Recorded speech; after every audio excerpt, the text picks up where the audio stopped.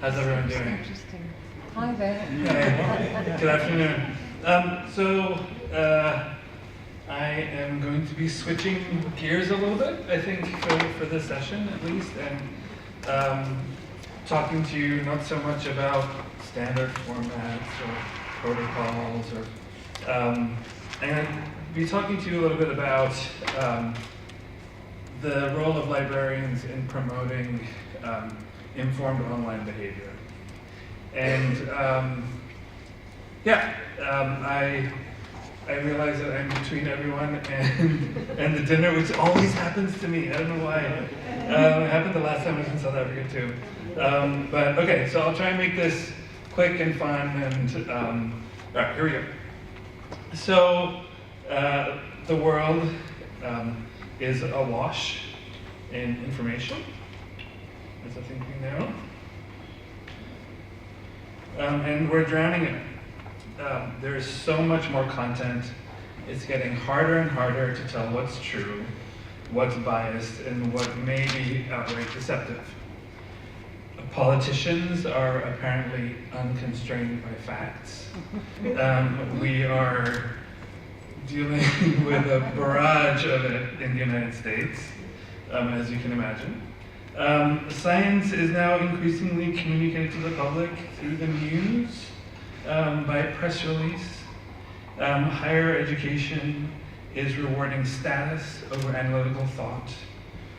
We're consistently bombarded by misinformation, which is sometimes nothing short of either corporate or government propaganda.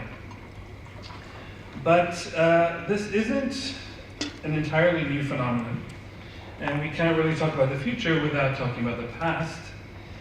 Here you see from 1511, Raphael's School of Athens, in which Socrates is depicted as he's obliterating the arguments of the Sophists, which were a group of purported scholars who had essentially constructed an entire philosophical school around the use of fallacious reasoning, intellectual charlatanism, and moral unscrupulousness. So in the modern world, we need to equip students to be their own, this might sound a little ambitious, but their own little version of Socrates, to be analytical and fiercely critical of the information that surrounds them. So it's time to do something, and as educators, one constructive thing we know how to do is to teach people. So the aim of this talk is really just to impart a couple of lessons and a couple of skills that we've learned at Stanford in our work with students to help them navigate through the modern environment and help identify falsehoods, seeing through them, and combating them with effective analysis and argument. But maybe we should expect the younger generation to be more sophisticated. After all, they're the digital natives. They have never known the world without a screen. Shouldn't these savvy internet users just be able to Google their way to the right answers? Well, this is kind of what they're doing. With their skills, they're flitting between Facebook and Twitter, uploading selfies to Instagram, Snapchatting pictures, making themselves look like dogs, with a nose and floppy ears, which I still cannot understand this whole augmented reality, they call it. But if the children are the future is looking pretty ill-informed. And this was confirmed in a study recently done at Stanford University by the History of Education group at the Graduate School of Education, where the team asked asked about 8,000 students to evaluate online articles. And the results, as the lead author Sam Weinberg described, were dismaying, bleak, and a threat to democracy. And whether or not you believe that's a threat to democracy or not, I present you with Exhibit A of what really is at stake. I don't know how many of you have heard of the term kakistocracy, but it was invented by a guy called Thomas Love Peacock, who's an author in 1829, and it is governed by the least qualified, most unscrupulous, and most unprincipled citizens, which is sadly what we're in the middle of, and our reality every day. We can laugh about it, but it's kind of a serious situation. Although, I acknowledge that we are now the laughing stock of the world, and it's fine.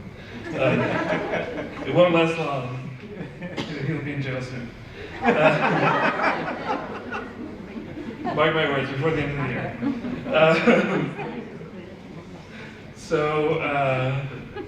Just don't tell immigration when I'm on my way back into the You going there? Take your glasses off before you take it down the corridor. So one of the tasks that the students were asked to look at was examining the trustworthiness of two different websites. So the first was this one, which is the American Academy of Pediatrics. It was established in 1930, and it's the publisher of the very prestigious Journal of Pediatrics.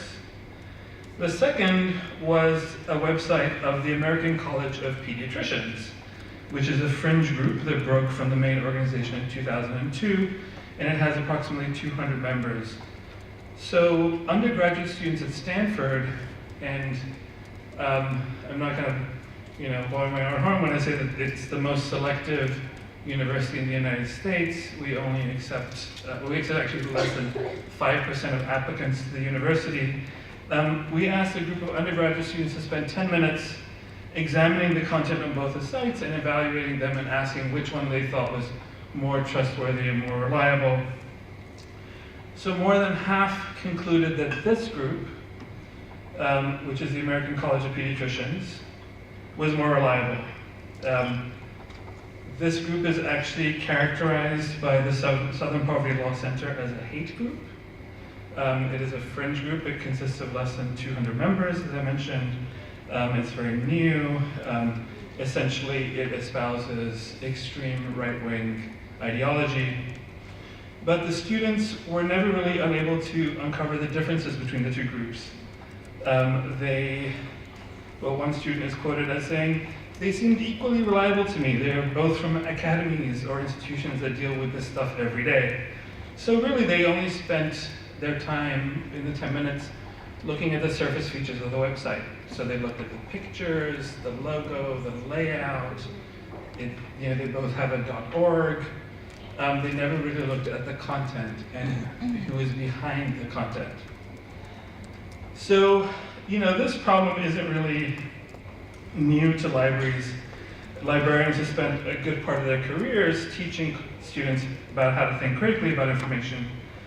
The fact is that many students still struggle with challenges of discovering, internalizing, evaluating, and applying credible information. Making sense of information is hard and maybe increasingly hard in today's world. So what role can academic libraries play in helping people make sense of the world that's bursting at the seams with information? Information literacy now is a far more complex subject than it was when it was first coined. Students' information hunting grounds had effectively been limited originally to the library, and information literacy amounted to mastering a handful of pretty straightforward skills such as periodical indexes and library catalogs, and sometimes getting into bibliometrics where things got a little more complicated. But now the situation is more nuanced. So today's students must know how to distinguish between articles that are published by genuine scholarly journals and those that are churned out by look-alike and fake journals that claim to be scholarly and peer-reviewed. They need to be able to discern between fact and fiction online and to bring these skills not only to their online civic engagement, but also to their scholarly work. So I'm going to give you a set of lessons and skills that we learned through our work at Stanford and also with colleagues at the University of Washington, which are skills that are designed to help supplement generic information literacy with the specific web-based techniques that can get students closer to the truth on the web more quickly. So the first one is check for previous work. So if you see something that you think is a little dubious, look around to see if someone else has already fact-checked the claim or provided a synthesis of the research. So here's an example of an article that was written by a woman called Courtney Kirchhoff. It horrifyingly went viral with more than 62,000 shares online. And the title says, NASA now says burning fossil fuels cools the planet. Who knew? Hooray, let's burn more. So she actually cited in this work a UK tabloid called The Express and a guy called John Austin, who is their science and paranormal correspondent,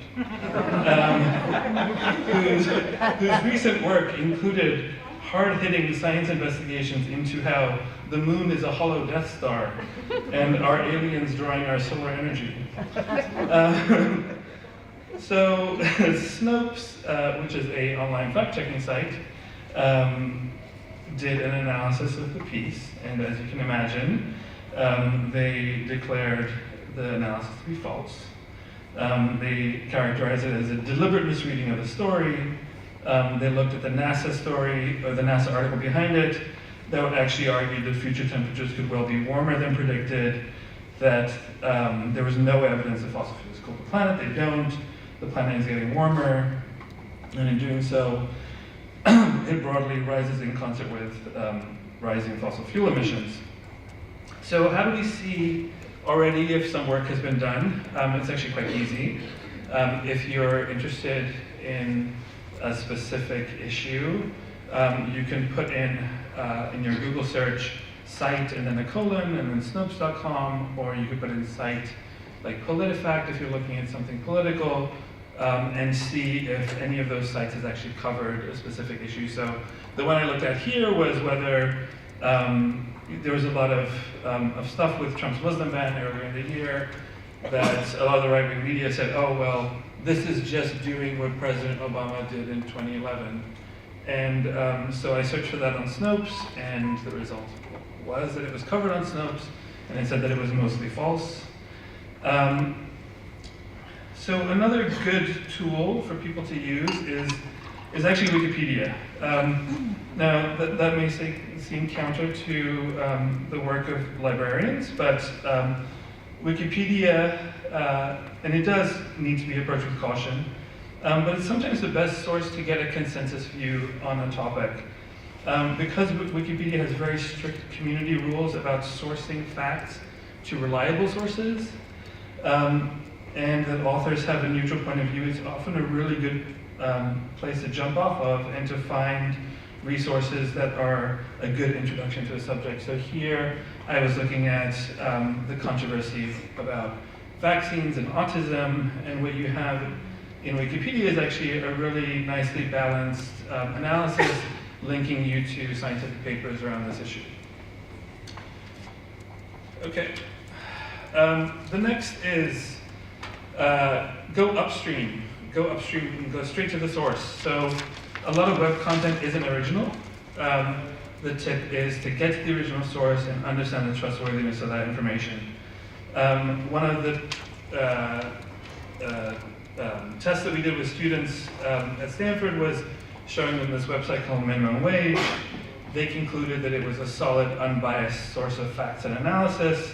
They noted that it had a menu of research reports, graphics and videos, it had an about page, and that it was supported by a nonprofit research organization. So they considered, okay, this site is a valid source of information and it's okay for me to cite it. It doesn't take more than a few minutes and some more exploration on the site to reveal that this website is a front group for an organization called the Employment Policies Institute, which is created by lobbyists for the restaurant and hotel industries who have a very strong interest in keeping the minimum wage low. This is them. Businesses are closing because of the fight for $15. They've also done a good job of making their website look like a legitimate research source, which is the Economic Policies Institute, which actually advocates for the complete opposite, which is raising the minimum wage. Our students found it very difficult to analyze and discern between the two. So once you get to the source, how do you figure out whether the source is legitimate? Our tip is, once you get to the source, identify it and then leave it. So read laterally. So lateral readers don't spend a lot of time on a page until they've first gotten their bearings by looking at what other sites and resources say about the source they're looking at. So the truth is in the network. Here's an example of a couple of different articles that are relating to obesity. One is from a journal called PLOS Medicine, and the other is from a journal of obesity and weight loss medication. So how do we know which of these articles we should rely on? So our first check is to see what the journal impact factor is, which is a measure, as many of you know, of a journal's influence in the academic community. Although it's a flawed metric for assessing the relative importance of journals, it is a useful tool for quickly identifying journals which are not part of a known circle of academic discourse, or which are not peer-reviewed. So we Google the impact factor of PLOS Medicine, we get a decent number, and then we do the same thing for the Journal of Obesity and Weight Loss Medication, and we find nothing. So this is just kind of a quick and dirty way of doing it, but it seems from here that at least you would think that the PLOS Medicine article is more trustworthy. So if I were to cite a paper in my work, or if I were to share something online, it's probably better for me to share the PLOS Medicine article rather than the other one. Of course, it doesn't mean that if an article comes from a journal that doesn't have an impact factor, that it's not a good article or a good journal.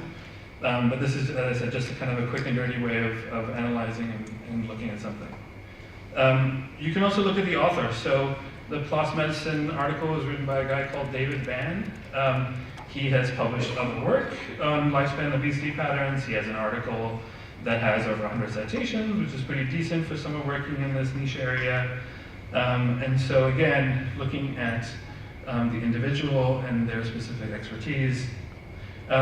Here's a counter case of a news article which cites a European scientific journal that concludes that 9/11 was a controlled demolition. And so, interesting, right? Controlled by a plane.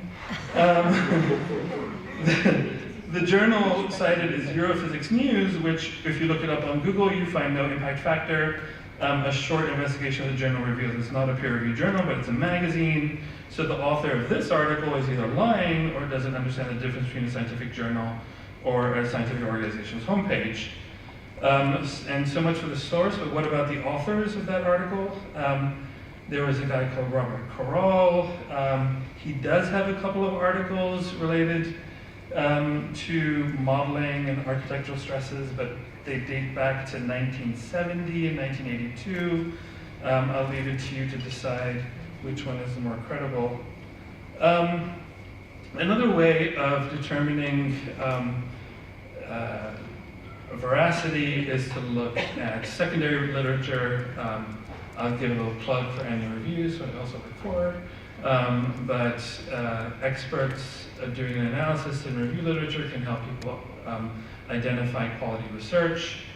You can, and another thing is to actually also choose your expert first. So look at the topic that you're interested in, identify an expert, and let them be the path to legitimate literature and good analysis.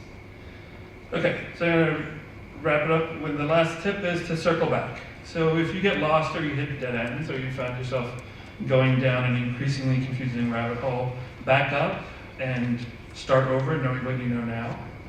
You're more likely to take a more informed path with different search terms and better decisions.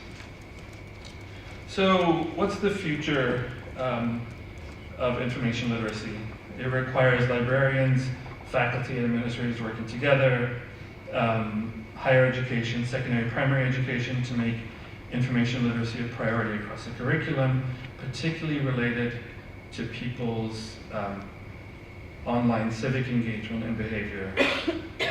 Without such a concerted effort, a likely outcome could be a future of kakistocracies everywhere, election results of public policies based on whatever information, credible or not, bubbles to the top of the social media noise machine. And so I'll leave you with the rest of the quote, which is, "We're drowning in information, but starve for wisdom.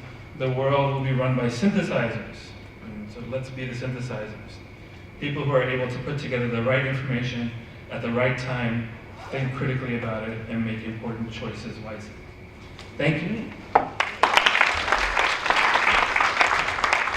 The speakers please to come front and then take questions. If we don't have any questions, I'm going to start singing. Please, last.